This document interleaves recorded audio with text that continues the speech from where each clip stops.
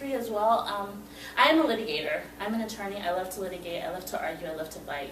I know that's not necessarily the best strategy for everything.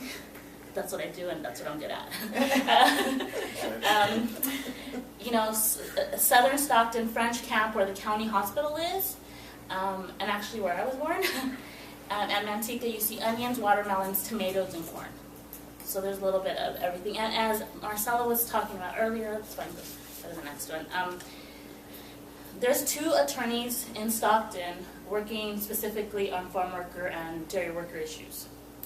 Packing shed workers, nursery workers, basically the ag industry. There's 2 of us, and we cover southern Sacramento County through Merced County.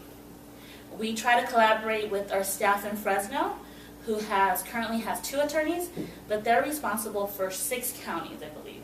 Tulare, Kings, Fresno, and a bunch more. Kern.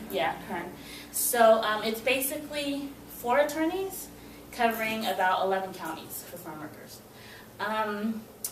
You know, just so people know, there are farm workers who live in Stockton, but there's also farm workers who live in Galt, Lodi, Escalon, the smaller communities around us, French Camp, Manteca. And so our access to CRLA for our clients can be difficult. Most of our clients call us by the phone first. And then, you know, we assess, and sometimes they need to come in person, sometimes they don't.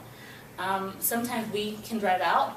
If you have a big worker, you know, a big crew, it may be easier for me as the attorney to drive out to wherever they are than having the 20 crew workers come to me. A lot of them do use public transportation. I know I have several clients from Lodi who always use public transportation. Dairy workers, a little bit more difficult. Most of them live on employer-provided housing. So they're very fearful about talking to any attorney about any employment issue whatsoever, because if their employer retaliates against them, not only do they lose their employment, they're going to lose their housing.